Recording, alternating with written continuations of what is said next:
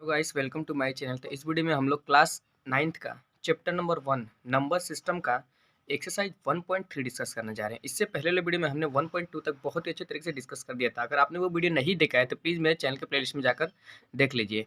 देखिए 1.3 का question number 1 क्या कह रहा है, write the following in decimal form and say what kind of decimal expansion each has. मतलब जो भी हमें दिया है हमें उसके बारे में बताना है कि वो डेसिमल फॉर्म किस फॉर्म में होगा, यानी कि टर्मिनेटिंग होगा या नॉन टर्मिनेटिंग होगा। सबसे पहले उसको डेसिमल एक्सपेंशन में हमें लिखना है। देखिए 36/100 है फर्स्ट का, तो उसको हम किस तरीके से डिवीजन करेंगे, 100 से हमें 36 को डिवीजन करना है। ठीक है, तो देखिए क्या होगा, सबसे पहले कि देखिए 100 से ये कम है तो इसका मतलब यहाँ पॉइंट जीरो बढ़ा के पॉइंट लगाना तो एक जीरो बढ़ेगा। ठीक है, 100 से कितना बार में जाएगा, 3 बार में जाएगा, 300। ठीक है, बचेगा हमारे पास 60।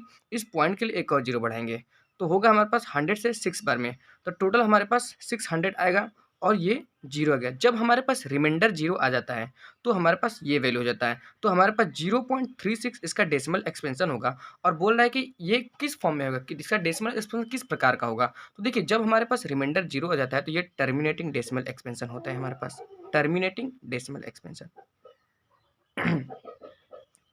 Terminating decimal expansion. इसका सेकेंड पार्ट देखिए, सेकेंड पार्ट में हमारे पास क्या है, सेकेंड पास में हमारे पास है 11 से पहले 1 को हमें डिवीजन करना है। देखिए जी, ये देखिए 11 से 1 कम है, इसका मतलब जीरो बढ़ा के पॉइंट लगा के एक जीरो बढ़ाना है। अभी भी नहीं जा रहा है तो एक जीरो बढ़ाएंगे और जीरो लगाएंगे यार। तो 11 से हमारे पास 9 बार में 99 होगा जो कि 100 से कम है, तो माइनस करेंगे तो हमारे पास 1 आएगा। ठीक है, उसके बाद अभी भी कम है तो पॉइंट लगा के एक और जीरो बढ़ाएंगे।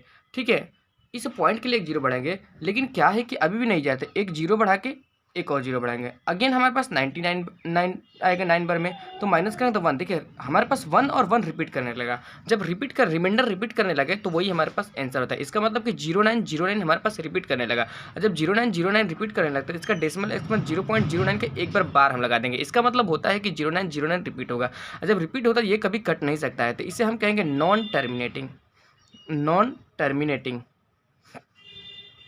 Non terminating but repeating. लेकिन ये रिपीट कर रहा है बट रिपीटिंग।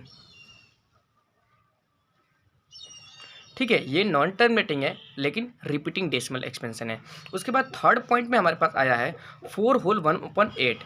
ठीक है, थर्ड में हमारे पास 4 होल 1/8 आया है, तो इसको आप पहले हम सिंपलेस्ट फॉर्म में लिख लेते हैं। देखिए इसको हम सिंपलेस्ट फॉर्म में लिखेंगे किस तरीके से, 4 होल 1/8 को, तो क्या आएगा, 8 4 या 32 और 1 33, 33/8 आएगा। ठीक है, इसको देखिए अब डिवीजन करना है आपको, 33/8 को, 8 से 33 को आपको डिवीजन करना है, तो 4 बार में जाएगा जो कि हमारे पास बचेगा 32, 1 बचेगा।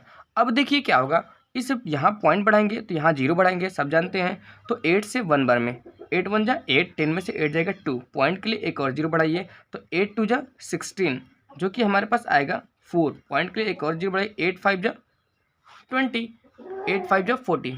ठीक है, माइनस करेंगे तो रिमाइंडर जीरो आ गया, और जब हमारे पास रिमाइंडर जीरो आ जाता है तो ये कंप्लीटली टर्मिनेट हो गया। तो डेसिमल एक्सपेंशन इसका क्या आएगा, इसका डेसिमल एक्सपेंशन 4.125 आएगा, और ये टर्मिनेटिंग डेसिमल एक्सपेंशन है। ठीक है, ये हमारे पास क्या है, terminating decimal expansion, terminating decimal expansion.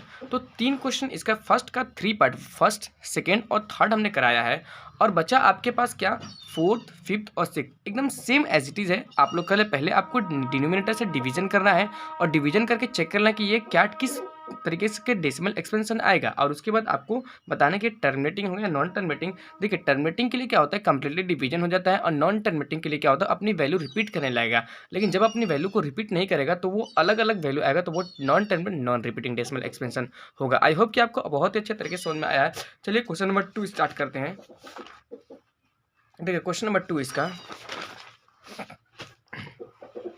Question number 2 क्या कह रहा है कि you know that 1/7 equal to इतना, हमें क्वेश्चन में दे दिया है कि 1/7 इक्वल टू हमारे पास होगा 0.14287 के ऊपर बार, और बोले can you predict what the decimal expansion of this, यानी कि इन सब का डेसिमल एक्सपेंशन क्या होगा, और without actually doing the long division if show how. तो मतलब बिना लॉन्ग डिवीजन किए हुए इसका डेसिमल एक्सपेंशन क्या होगा वो हमें बताना है। तो 1/7 इक्वल टू इतना हमें दिया है, हमें सबसे पहले 2/7 की वैल्यू निकालना है। तो 2/7 को हम 1/7 मल्टीप्लाई 2 लिख सकते हैं, सब जानते हैं।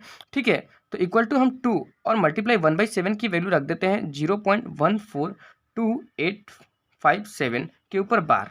अब मल्टीप्लाई आप कर लीजिए बस सिंपल सा, 2 से 7 से मल्टीप्लाई, 7 टू जा 14 का 4, और देखिए 5 से 2 का मल्टीप्लाई, 5 टू जा 10 और 1 11, 8 टू जा 16, 16 और 1 17, और 2 टू जा 4 और 1 5, 4 टू जा 8.0, यानी कि ये आएगा हमारे पास 2/7 की वैल्यू। अब इसके बाद 3/7 की वैल्यू चेक कर लेते हैं, हमारे पास क्या आएगा। 3/7 को सब जानते हैं, हम लिख सकते हैं 3 × 1/7, 3 × 1/7 रख सकते हैं, और 3 × 1/7 की वैल्यू हमें पहले से दे दिया है, क्या दिया है 0.142857 के ऊपर बार।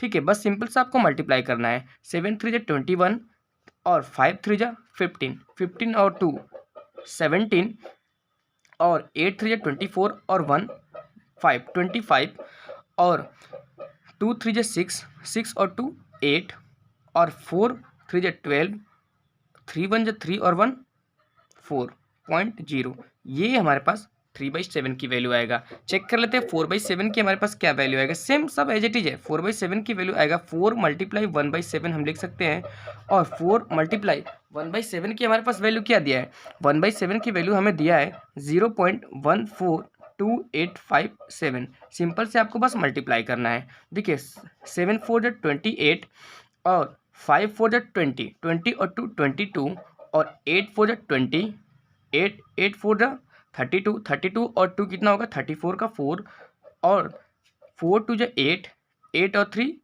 11, और 4 1 × 4 और 1 5.0, ये आएगा हमारे पास 4/7 की वैल्यू। तो आई होप कि आपको बहुत अच्छे तरीके से क्वेश्चन नंबर 2 भी समझ में आया होगा। मिलते हैं आपसे नेक्स्ट वीडियो में। Thank you so much for 11 support.